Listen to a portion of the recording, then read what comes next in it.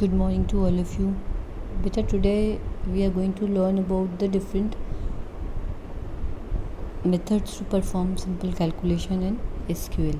ठीक है, तो सिंपल कैलकुलेशन परफॉर्म करने के लिए सिंपल कैलकुलेशन के अंदर क्या आता है, जैसे कि सपोज़ आपने करंट सिस्टम की करंट डेट पता करनी है. ठीक है, तो my SQL select current date, तो उससे आपको पता चल जाएगी current date of the system.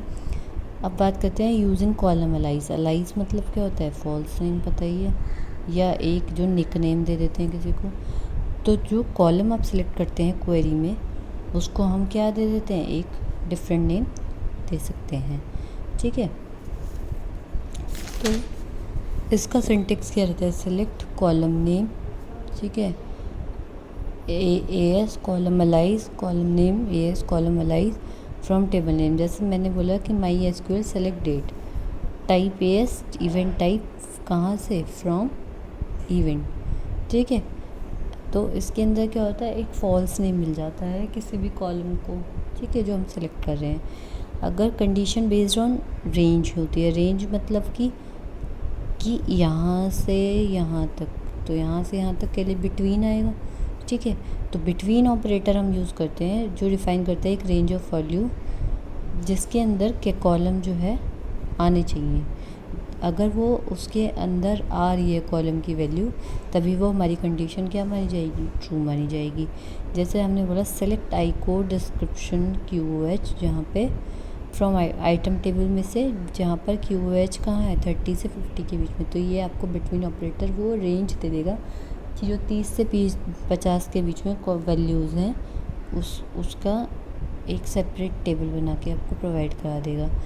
अगर कंडीशन बेस्ड है हमारी लिस्ट पे, तो अगर हमें एक लिस्ट ऑफ वैल्यूज़ चाहिए, ठीक है, तो हम क्या यूज़ करते हैं, इन ऑपरेटर. इन ऑपरेटर बेसिकली करता है जो भी आप वैल्यू जो भी आप लिस्ट ऑफ वैल्यूज़ में से जो वैल्यू मैच कर रही है उसको सिलेक्ट करता है. जैसे आपने बोला select from members where city in, जहाँ पर सिटी दिल्ली, मुंबई या चेन्नई होगी, वो वैल्यू सेलेक्ट कर लेगा मेंबर टेबल में से.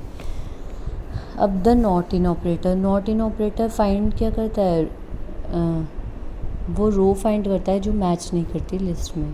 ठीक है, तो नॉट इन मतलब कि वो चीज़ लिस्ट में नहीं है. इन ऑपरेटर क्या देखेगा कि वो चीज़ें लिस्ट में हैं. तो जहाँ पर दिल्ली, मुंबई और चेन्नई नहीं होगा, वो वैल्यू आपको वो दे देगा टेबल बना के. Condition based on pattern matches. Pattern matches में क्या होता है कि बेटा स्ट्रिंग मैचिंग करते हैं या ऑपरेटर की, या कंपैरिजन करते हैं करेक्टर स्ट्रिंग का पैटर्न की मदद से. जैसे बोले परसेंटेज है, परसेंटेज करेक्टर मैच करता है किसी भी सब स्ट्रिंग को, अंडरस्कोर करेक्टर क्या करता है, मैच करता है किसी भी करेक्टर को. ठीक है, तो ये लिस्ट करना है कि मेंबर्स जो एरिया में है विद पिन कोड क्या है, स्टार्टेड जिनका हो 13 से. ठीक है, तो 13 हमारा एक करेक्टर हो गया. ठीक है, तो अब हमने क्या करा, select first name, last name और सिटी फ्रॉम मेंबर टेबल जहाँ पर पिन कोड इज़ लाइक 13.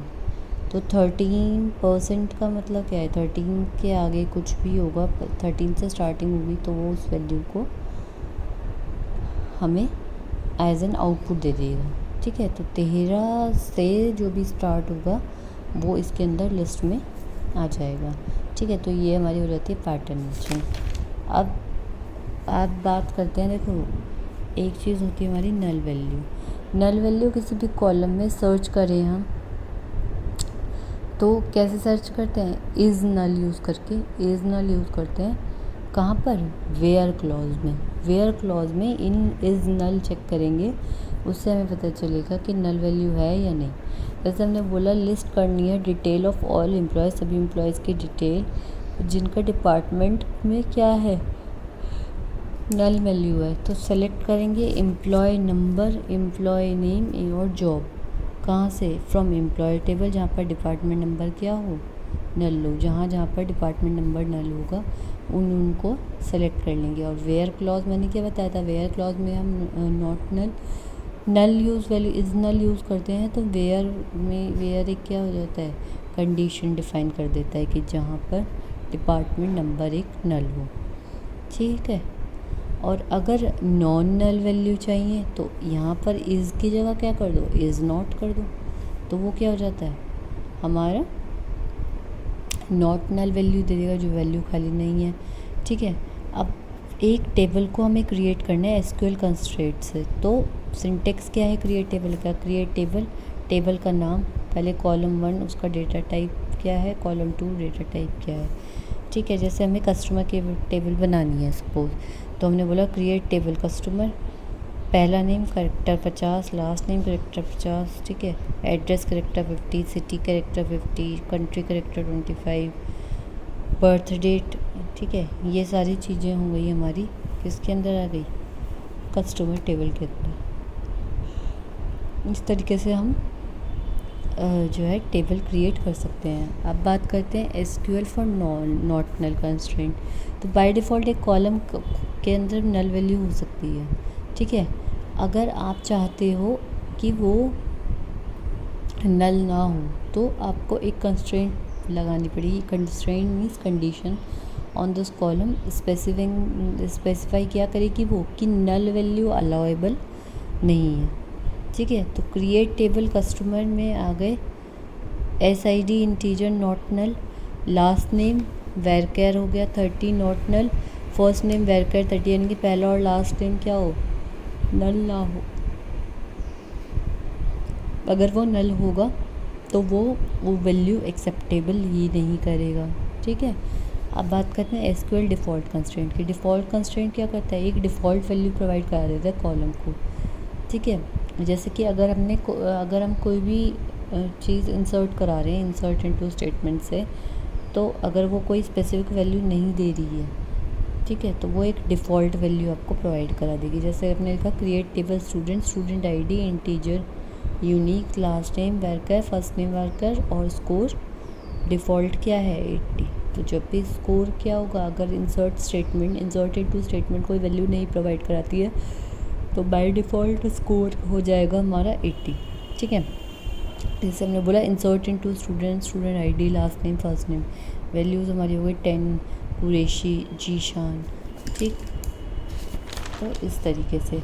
तो अब देखो, अब उसमें हमने क्या करा था, यहाँ पे जब हमने ये वैल्यूज़ दी हैं स्टूडेंट ID, लास्ट नेम और फर्स्ट नेम दिया है। ठीक है, यहाँ पर हमने स्कोर नहीं दिया, तो बाय डिफ़ॉल्ट लेकिन वो टेबल में क्या दे देगा, स्कोर दे देगा। और स्कोर की वैल्यू हमने क्या दी थी 80। ठीक है, तो उसको प्रिंट करा देगा। अब बात कर लेते हैं एसक्यूएल की यूनिक कंस्ट्रेंट की। यूनिक कंस्ट्रेंट इंश्योर करता है कि हर वैल्यू कॉलम में डिस्टिंक्ट हो, 2 रोज़ की सेम वैल्यू ना हो। ठीक है, तो create table customer SID integer unique, last name worker, first name worker. ठीक है, तो SID एक यूनिक कंस्ट्रेंट है, इसके अंदर स्टूडेंट की ID। ठीक है, तो स्टूडेंट ID जो होगी वो कभी भी डुप्लीकेट नहीं हो सकती। फर्स्ट नेम डुप्लीकेट हो सकता है, लास्ट नेम डुप्लीकेट हो सकता है, लेकिन ये यूनिक रहेगी ID। तो ठीक है, तो इसको बोलते हैं हम यूनिक कंस्ट्रेंट। अब अगर हम इसे एग्जीक्यूट कराना चाहें तो हमने बोला इंसर्ट इनटू कस्टमर, वैल्यूज़ क्या है 3 साइरस और ब्रेस।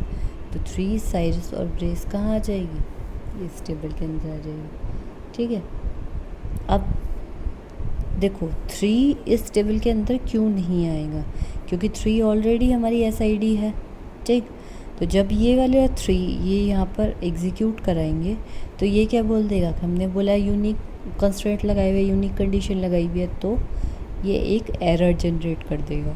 ठीक है, तो ये वैल्यूज़ जो है टेबल में इनपुट नहीं होगी हमारी। ठीक है, अब बात करते हैं SQL चेक कंस्ट्रेंट की। चेक कंस्ट्रेंट क्या इंश्योर करता है, जितनी भी वैल्यूज़ हैं कॉलम में वो एक सर्टेन कंडीशन सेटिस्फाई कर रही हैं। ठीक है, अगर तो अब क्या होगा, इंसर्शन या अपडेशन एग्जिस्टिंग रो में तभी होगा अगर न्यू वैल्यू जो दी जा रही है वो चेक कंस्ट्रेंट को सेटिस्फाई कर रही है। जैसे आपने बोला create table customer SID integer check करेगा, SID अगर ग्रेटर देन 0 है तभी वो वैल्यू इंसर्ट होगी या वो पर्टिकुलर वैल्यू किसी भी रो में अपडेट होगी। अगर वो वैल्यू 0 से ऊपर नहीं है तो वो अपडेट नहीं होगी। ठीक है बेटा, आज के लिए बस इतना ही। बाकी अभी हमें एसक्यूएल में बहुत सारा कुछ हमें पढ़ना है। कोई भी प्रॉब्लम हो तो आप मेरे को टेक्स्ट करें, ठीक है, और पूछ सकते हैं। हैव अ गुड डे बच्चे।